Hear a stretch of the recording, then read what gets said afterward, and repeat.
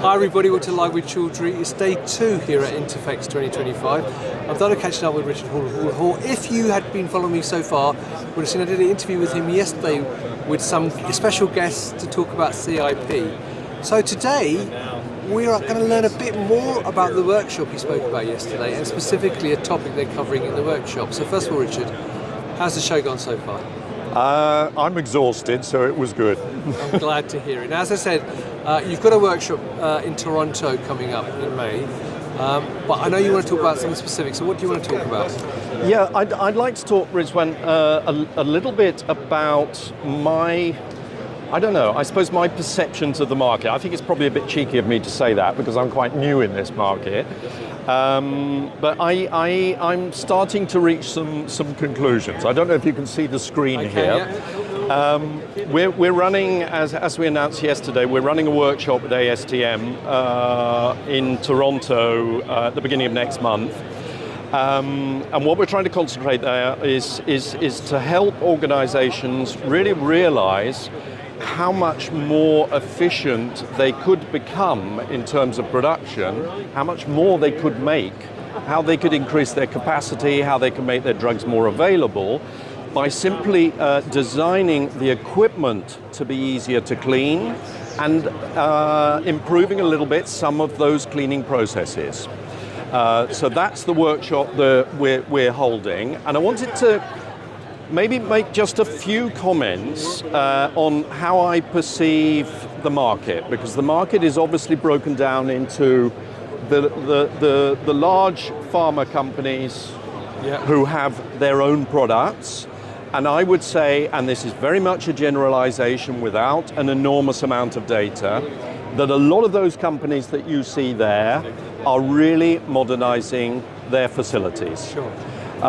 They have their own brands, their own products, their own blockbuster drugs, and they are interested in reducing the cost of those drugs and also in reducing the amount of water that they use. They are all household names, so they have a real sense that they need to be more sustainable, and they're really moving. I'd have to say those are mostly human medicine. And if we move on to the next screen, this screen is of the animal vaccine, animal medicine producers. They're also moving. They have, I'd say, a slightly more competitive market. Many of them will have similar vaccines, for instance, for pigs or whatever. And they, I think, are probably very open to change. So a lot of those companies are moving quite quickly. The next group are the generic manufacturers. Sandoz, for instance, is a recent spin-off from Novartis, specifically for generic production. And a lot of those companies, especially those, I'd say, in the top row, are really moving and modernizing their facilities to reduce the cost of their drugs and to reduce the amount of water they use, because they are the scope 3 of their customers. So that group of companies, I'd say in general, are moving very fast. That was the generic manufacturers. Then we move on to the CDMOs. And this is a group of companies I don't quite understand, because they have to compete, and a lot of them are investing vast quantities of money, but they're investing vast quantities of money, as far as I can see, in replicating quite old facilities. And this is something I don't understand, because this is the average of 41 facilities, specifically making sterile liquids and biologics. This is a year, because they're all trying to produce 365 days a year. The average of those is actually usefully using their most valued asset, which, for instance, in a biologics company may be a bioreactor, a main bioreactor, only just over half of the time. Sure. And a vast amount of time is being spent cleaning, validating the cleaning, sterilizing, validating that, maintenance, and preparing for the next batch. Sure. So typically, this group will be maybe doing 12 batches per year, and each batch maybe takes 14 days. So they're using, usefully, only half of the year. If we move on to the lower quartile of that group of 41 companies, and these are nearly all biologics companies, sterile liquid people who are filling bags with the same liquid, saline solution and things like that tend to be quite highly effective. I should be talking about effectiveness more than efficiency. But the biologics companies are all down, a lot of them are down in this group. And they are therefore usefully producing less than a third of the time. Sure. And look at how much time is being spent up here. So that's what we're trying to concentrate on. And it's not all about equipment. A lot of it is about specifying. Specifying that you want your equipment to be cleanable rapidly and robustly in a specific time.